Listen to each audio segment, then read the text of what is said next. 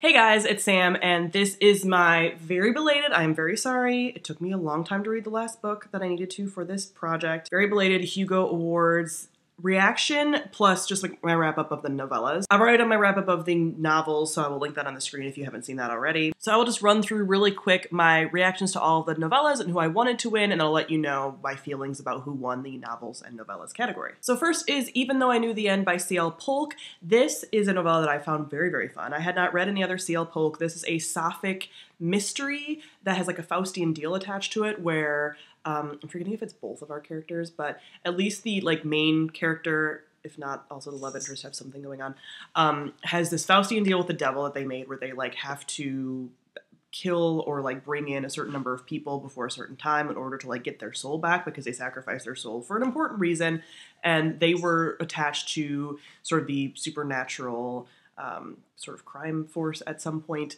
and then they have this like deal where it's like they do this major big thing, their deal can be wiped and they can be with their love who they've met during this time and all this stuff. And it gave me very much the feeling of The Master of Jinn by P.D. Jelly Clark last year that I read.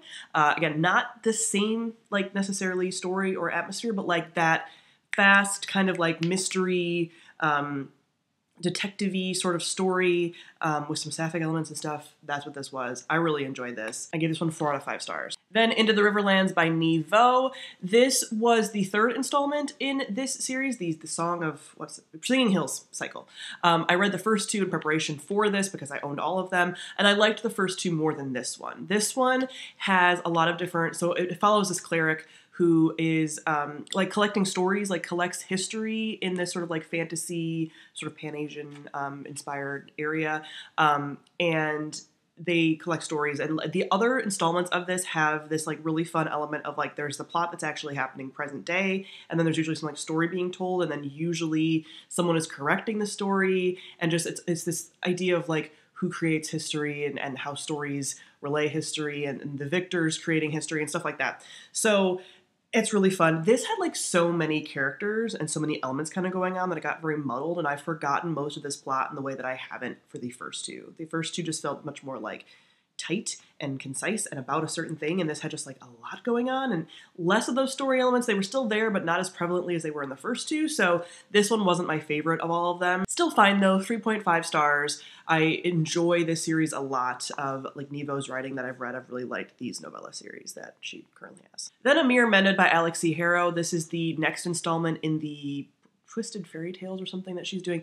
The first book was a lot about like Sleeping Beauty. This is our main character from the first book is able to kind of like go between time and go between like alternate realities in which there are like different fairy tale iterations almost, and ends up encountering like an evil queen who wants to change her story, like doesn't want to be tied to like fate and stuff. So there's some really cool elements in here about like what is fate and are you tied to a fate and is evil evil and are heroes heroes and like all this stuff.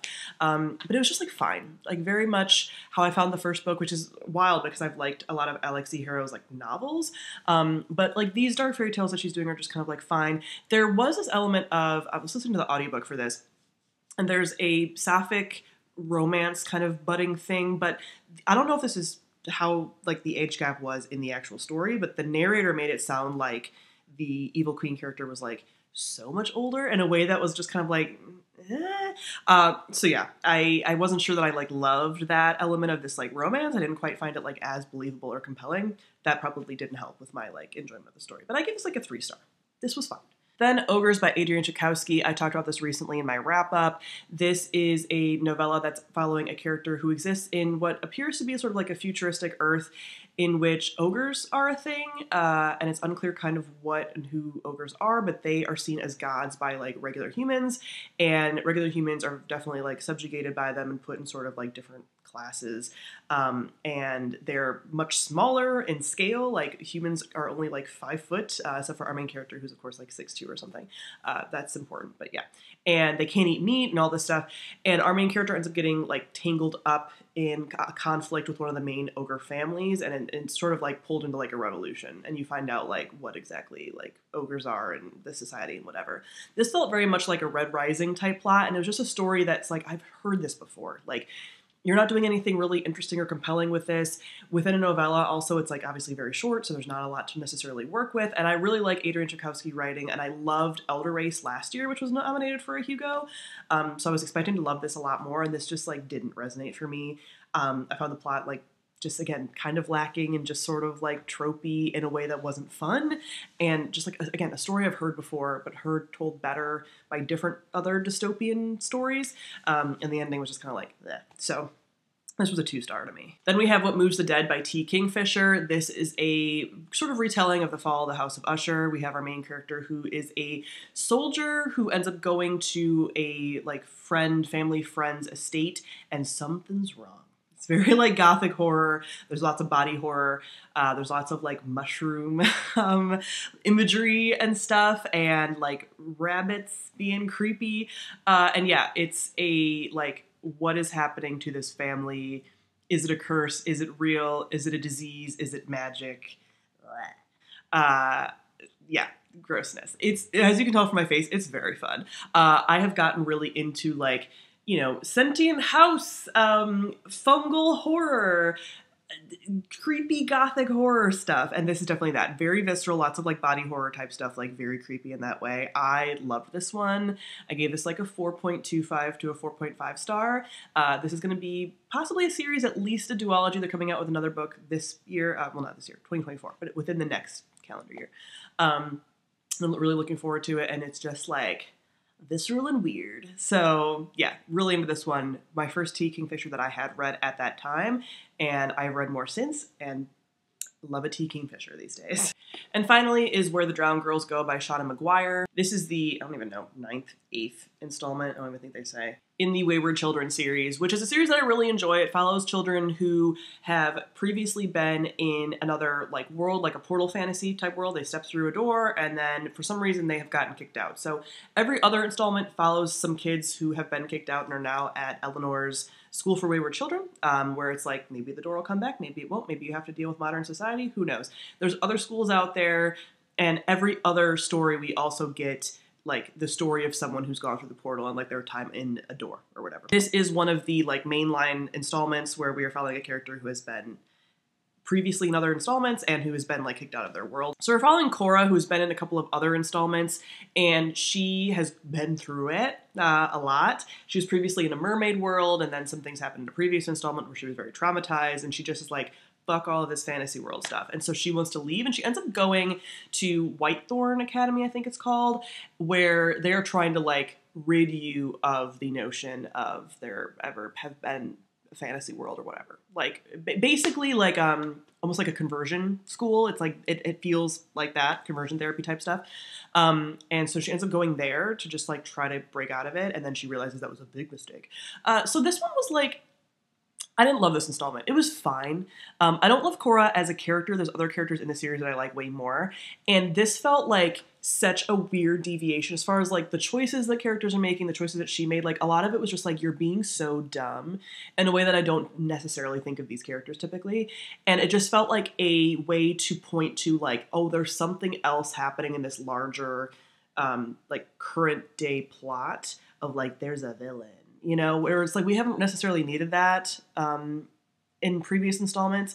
And so now we're pointing to this like big bad thing. And it just felt like a way to be like, there's a big bad. And I'm like, I don't know if I love this. I don't know if I love the way that this is going. So I've traditionally really loved the installments that have, you know, us experiencing the characters like when they're in their worlds through their doors and stuff. And some of these other mainline ones can get like a little wishy-washy unless you're having more of the full found family cast, which you didn't have as much of here. So yeah, it was just kind of like, okay. So that was like a 3-star for me, like a 2.5 to 3-star.